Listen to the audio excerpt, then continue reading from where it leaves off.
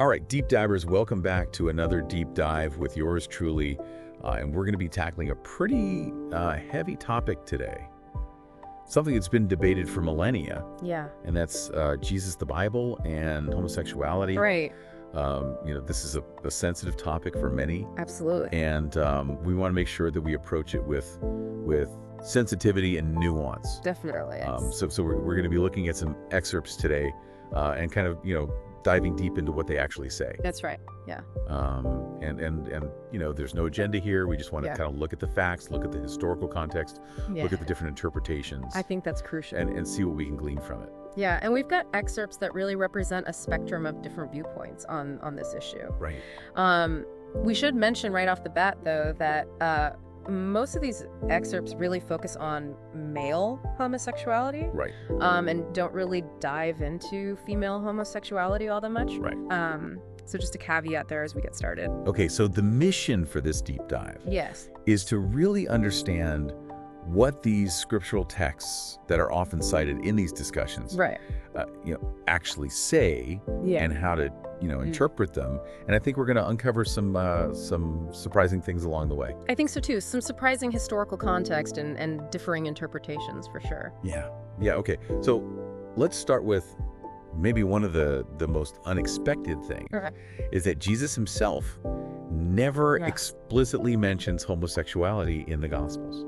Yeah, that's really interesting, isn't it? So how do we even begin to approach that? Well, it's interesting because that silence has really led to some fascinating different interpretations, some progressive theologians have argued that, Jesus's core message was all about love and compassion. Right. And so those values, should extend to accepting same-sex relationships. Right. So it's kind of like if we're trying to understand somebody's views on something and they never actually talked about it. Right. You have to kind of piece it together from other things they said. Absolutely. You have to look at the context of their life. Right. Their actions. And the world they lived in. Exactly, the world they lived in. So it's not a straightforward thing. Right. And then on the other hand, more traditional interpretations propose that, Jesus as a first century Jew, he likely, believed what was the prevailing belief at the time, which was that any sexual activity outside of a marriage between a man and a woman was considered sinful. So while he didn't explicitly condemn it, he may not have challenged it either. Exactly. It's hard to know for sure. Right. But it really highlights how crucial historical context is. Yeah. Now, when we turn to the Old Testament, we actually do find more direct pronouncements about same-sex relations. Right. And one of the most cited stories is the account of Sodom and Gomorrah. Sodom and Gomorrah, the infamous cities of sin. Yes. Right, in Genesis 19. Yes. And it's a dramatic story, with the men of Sodom, trying to force themselves on Lot's guests. Right. It's easy to see why it's brought up so much in these discussions. Yeah. But is it really clear cut in the text, or? That's the thing. It's really interesting because what's fascinating here is that the Bible doesn't explicitly say that homosexuality was the sole reason for Sodom's destruction. Right. Many scholars argue that, the core sin that's being condemned here was the attempted gang rape and the violation of the custom of hospitality. Not necessarily consensual homosexual acts. So it's more about the violence, the disregard for social customs, than specifically homosexuality. Yeah, and actually, later prophets connected Sodom's destruction to other things like broader social injustices, like arrogance and mistreatment of the poor. So it wasn't just about sexual behavior. Interesting. So we've got kind of this one story that's being interpreted in many different ways. Yeah, and it is interesting how, over time, both Jewish and Christian traditions really started to associate Sodom with sexual immorality more and more. And by the first century, interpretation that Sodom's destruction was primarily due to homosexual conduct was really widespread. So it makes you wonder how much our own kind of assumptions and cultural lenses are influencing how we read these ancient texts. It's a powerful reminder that interpretation is never neutral. Right. We always bring our own baggage to the table. Now, while the Sodom and Gomorrah story is often debated, there are more direct prohibitions against same-sex relations in the Old Testament. Right. specifically in Leviticus. Right, Leviticus 18.22 and 20.32. Those are the verses that explicitly forbid male same-sex intercourse. Yeah. And use very strong language calling it an abomination. That's right. Yes, and those are the key verses. But to really understand their weight, we need to think about the historical context again. Right. They're part of what's called the Holiness Code. Okay. Which was a set of laws that were designed to set the Israelites apart from the surrounding cultures. So it was about maintaining a distinct identity. Exactly, like a boundary marker. And some scholars even suggest that, maybe these prohibitions were targeting specific ritual practices that were common in those other cultures rather than just all forms of same-sex relationships. So maybe the intended meaning is a little more nuanced than a straightforward blanket condemnation. Exactly. Yeah, there's more to unpack here than meets the eye. It seems like there always is. There always is. And it is worth mentioning, too, that those texts in Leviticus specifically address male homosexuality. Female homosexuality isn't mentioned directly in the Old Testament at all. So that's another layer of complexity. Yeah, this is getting interesting. It is, yeah. It definitely adds another dimension to this whole conversation, Yeah. And I think it's important to acknowledge that, regardless of the specific historical context, those Levitical laws, they've had a huge impact over the centuries. Yeah. They really shaped Jewish and Christian teachings that viewed homosexual acts as being outside of God's plan. Right. So even with all the debates about, the exact meaning and how they were supposed to be applied, they've really had a lasting impact on how homosexuality has been viewed in these traditions. Yeah, and that's exactly why understanding all these nuances of these texts is so important for having, informed and respectful conversations about this topic. For sure. Okay, so we've been focusing on the more controversial passages, I guess you could say. Are there any other notable mentions of same-sex relationships in the Old Testament that might offer a different perspective?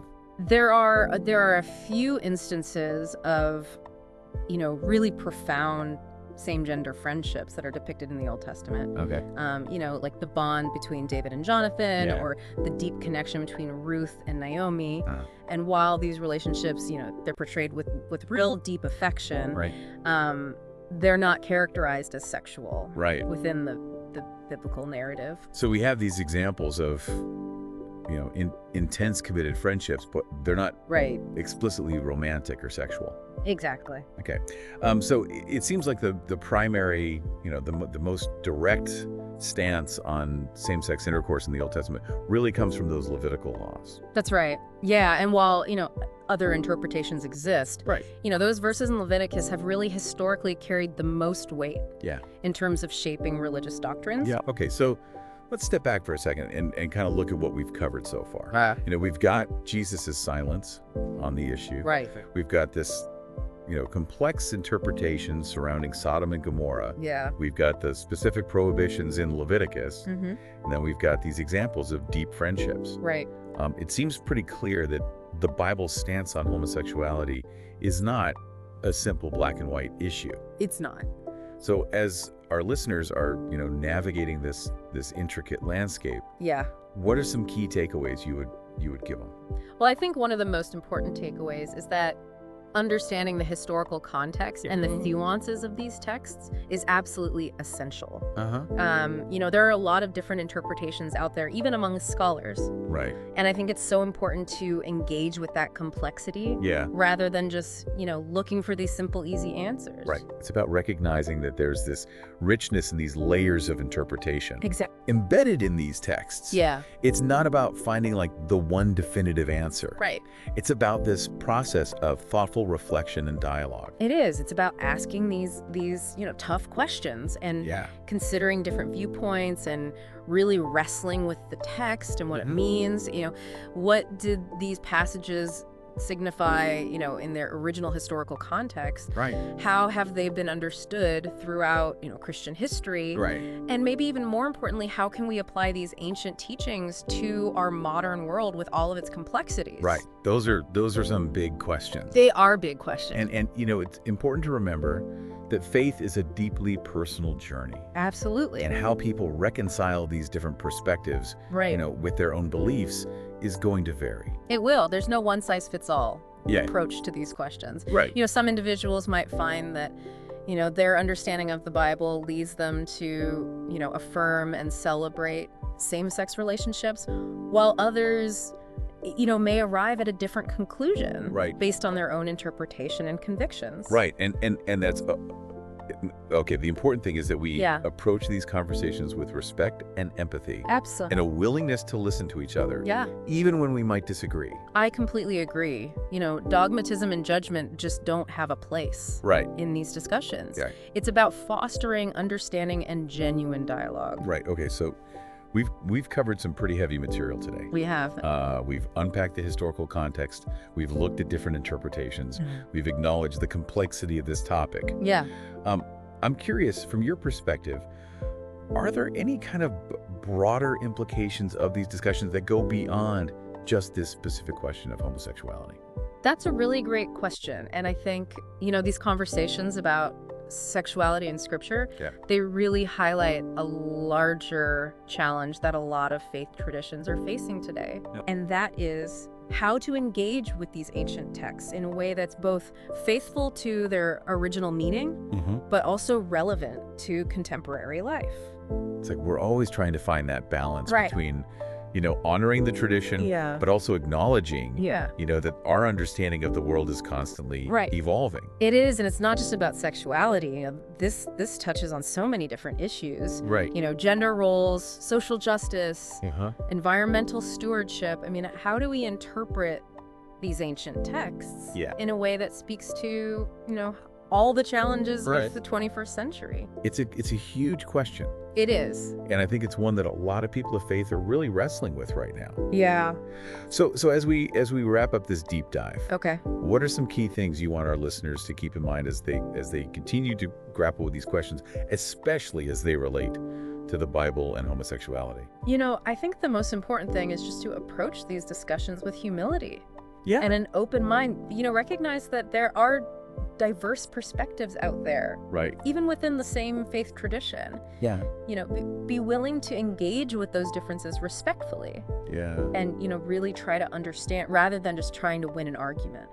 Yeah, it's about recognizing that we're all on a journey of faith.